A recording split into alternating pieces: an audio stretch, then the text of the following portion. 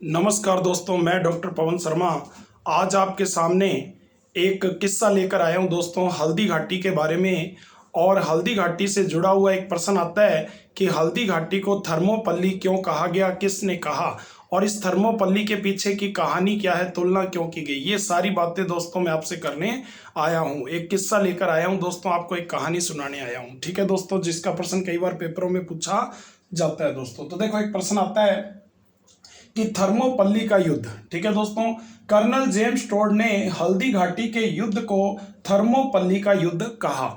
ठीक है दोस्तों, ये सभी जानते होंगे, ये प्रश्न पूछा जाता है कि थर्मोपल्ली का युद्ध किसने कहा। तो कर्नल जेम्स टोड ने इसको कहा। ठीक है दोस्तों, कर्नल जेम्स टोड ने हल्दी घाटी के युद्ध को थर्मोपल्ली का युद्ध कहा। ये तुलना की गई दोस्तों। ठीक है, तो ये प्रश्न बहुत बार पूछा जाता है कि थर्मोपल्ली का युद्ध किसे कहा जाता है। तो राजस्थान में हल्दी घाटी के युद्ध को कहा जाता है। क्लियर है दोस्तों ये बात अपनी। अब देखो कि इसके पीछे की कहानी क्या है। जो कहानी है इसके पीछे की दोस्तों, आज मैं आपको वो बताने आया हूं। ठीक है दोस्तों, तो अपने इस कहानी पर चर्चा करते हैं, इस तरह से हमें ये याद हो जाएगी। ठीक है दोस्तों, तो कहानी बहुत पुरानी है, लगभग 485 ईसा पूर्व की कहानी है दोस्तों, BC। ठीक है, बिफोर क्राइस्ट। तो देखो, उस समय की बात है, आप सब जानते हो कि उस समय यूनान का एक छोटा सा नगर था स्पार्टा दोस्तों। यूनान का एक छोटा सा नगर क्या था दोस्तों? स्पार्टा। स्पार्टन्स आपने नाम सुना होगा, बहुत ही बहादुर थे दोस्तों। इतने बहादुर थे कि कहते हैं कि जब ये 6 साल के होते थे या 7 साल के होते थे, तभी इनको सैनिक ट्रेनिंग दी जाती थी दोस्तों, इनके बच्चों को। और इनको एक भेड़ियों के बीच में, ऐसा कहते हैं, छोड़ देते थे या एक जंगल के अंदर छोड़ देते थे दोस्तों। वहां से इसको जीवित आना होता था। अगर ये बच्चे जीवित आ जाते थे दोस्तों, तो मान लो कि ये एक बहादुर सैनिक बनेंगे। इस तरह से इनको आर्मी की ट्रेनिंग दी जाती थी दोस्तों, स्पार्टन्स को। ठीक है दोस्तों, तो स्पार्टन्स पूरी दुनिया में प्रसिद्ध हैं योद्धा के रूप में। ठीक है, अब देखो यहाँ की कहानी मैं आपको बताता हूँ। ये तो यूनान के एक छोटे से नगर की बात हुई, स्पार्टन्स की दोस्तों। अब देखो, स्पार्टा की जो मैं आपको बात बता रहा हूँ दोस्तों, स्पार्टा की कि प्रशासन, जो ये यहाँ का शासक था उस समय, स्पार्टन्स का जो शासक था दोस्तों, उसका नाम था लियोनिडोस। ठीक है दोस्तों, ये नाम था लियोनिडोस। ठीक है दोस्तों, लियोनोडोस या लियोनिडोस, ये एक नाम था दोस्तों, और ये नाम आज इतिहास में बड़ा प्रसिद्ध है दोस्तों। तो इसकी बात करने जा रहा हूं मैं कि कर्नल जेम्स टोड ने किस तरह से थर्मोपल्ली के युद्ध की चर्चा की है दोस्तों। तो ये 485 ईसा पूर्व के अंदर थर्मोपल्ली का ऐसा ही एक युद्ध हुआ था, जैसा राजस्थान में हल्दी घाटी का युद्ध महाराणा प्रताप ने किया था दोस्तों। तो ये दोनों बातें मैं आपको बताने आया हूं कंपैरिजन में, तुलनात्मक अध्ययन में दोस्तों। आपको ये याद हो जाएगी, फिर आपको रट्टा नहीं मारना पड़ेगा, समझ कर पढ़ोगे दोस्तों, आराम से याद हो जाएगी।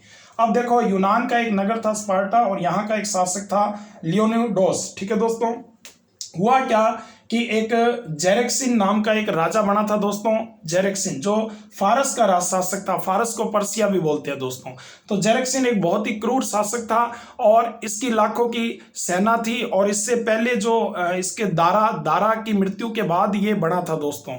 तो दारा ने भी यूनान पर हमला किया था, लेकिन वह असफल हो गया था। अब सभी ने इनकी अधीनता स्वीकार कर ली थी, लेकिन आपको पता है कि लियोनिडोस जैसा महान योद्धा अपने सिर्फ 300 सैनिकों के साथ, लाखों की सेना के साथ दोस्तों भिड़ने के लिए तैयार हो जाएगा, युद्ध के लिए तैयार हो जाएगा और युद्ध में पहुंच जाएगा। जैसी हल्दी घाटी की व्यू रचना है, जैसी हल्दी घाटी की तस्वीर है दोस्तों, संकरा रास्ता है, उसी प्रकार से दोस्तों थर्मोपल्ली का युद्ध है। यहां पर भी एक संकरा रास्ता था दोस्तों, जिससे गुजर कर ही सेना यहां आ सकती थी, यूनान के अंदर स्पार्टा पर अधिकार कर सकती थी दोस्तों। लेकिन इन 300 व्यक्तियों ने, सिर्फ 300 व्यक्ति दोस्तों, सिर्फ 300 व्यक्ति, और पूरे स्पार्टन्स इनके सामने खड़े थे। 300 व्यक्तियों के सामने जेरेक्सिन की एक विशाल सेना थी दोस्तों। तो यहां पर जेरेक्सिन अपनी पूरी सेना के साथ आया हुआ था, और उसको गुस्सा आया कि बड़े बड़े राजाओं ने मेरी अधीनता स्वीकार कर ली, ये छोटा सा नगर स्पार्टा जिसके पास सिर्फ 300 व्यक्तियों की आर्मी है, और ये हमसे लड़ने के लिए आया है। तो उसको बड़ा गुस्सा आया हुआ था। तो कहते हैं कि जब पहले दिन युद्ध चला थर्मोपल्ली का, तो उसके अंदर पहले दिन जब जबरदस्त युद्ध चला दोस्तों, इस युद्ध में पहले दिन 300 सैनिकों ने बुरी तरह से जेरेक्सिन की सेना को मार डाला दोस्तों, बुरी तरह से मार डाला। जबरदस्त युद्ध चला दोस्तों। और इस युद्ध में पहले दिन जो जीत थी वो दोस्तों किसके नाम रही? लियोनार्डोस के नाम रही दोस्तों, लियोनार्डोस के नाम रही दोस्तों, ठीक है। और उसके बाद दूसरे दिन फिर युद्ध हुआ दोस्तों, और दूसरे दिन भी लगातार शाम तक इनके हाथ विजय लगी दोस्तों। तो कुल मिला के लियोनार्डोस चलता रहा। लेकिन जब तीसरा दिन आया, क्योंकि और कोई रास्ता जाने को था नहीं, ये तंग रास्ता था, जब यहां से वो जाते थे अपने घोड़े लेकर आते थे तो ये यहां पर इनको मार देते थे दोस्तों। तो ये सारी सेना यहीं मर जाती थी दोस्तों। उसके बाद इनको समझ में नहीं आ रहा था करें क्या, तो एक व्यक्ति ने गद्दारी कर दी दोस्तों। बस यही एक दिक्कत आती है जब भी कोई गद्दार गद्दारी कर देता है। तो हुआ क्या, एक व्यक्ति ने, कुछ तो कहते हैं दौलत के धन में, कुछ कहते हैं और किन्हीं वस्तुओं के लालच में, ठीक है दोस्तों, हाँ जी, एक व्यक्ति ने गद्दारी करी और उस व्यक्ति का नाम था दोस्तों इफियाल्टस। इफियाल्टस नाम था दोस्तों उसका, इफियाल्टस। इस व्यक्ति ने गद्दारी करी दोस्तों।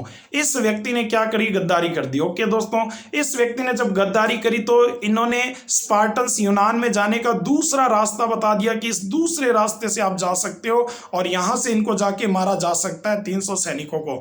लेकिन इस बात का पता सुबह चल गया लियोनार्डोस को कि अब हमें इनको रास्ता बता दिया, गद्दारी हो गई है।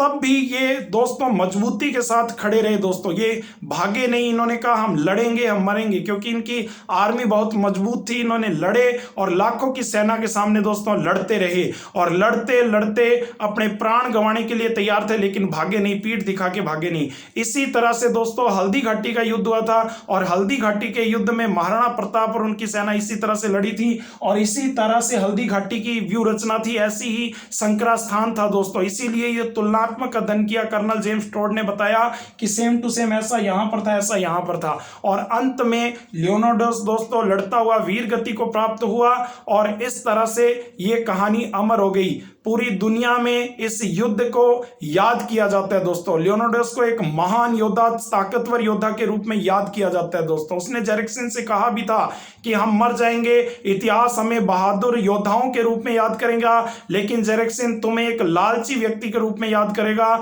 इसीलिए जो तुमने धोखे से युद्ध जीता है ये याद रहेगा दोस्तों। तो इसीलिए इनकी बात की गई और इसी तरह से हल्दी घाटी का युद्ध था दोस्तों। तो आपको ये दोनों बातें कंप्लीट होंगी दोस्तों। मेरे हिसाब से ये कहानी आपको पूरी समझ में आ गई होगी। ओके दोस्तों, तो इसीलिए कर्नल जेम्स टोड ने हल्दी घाटी के युद्ध को थर्मोपल्ली का युद्ध कहा था।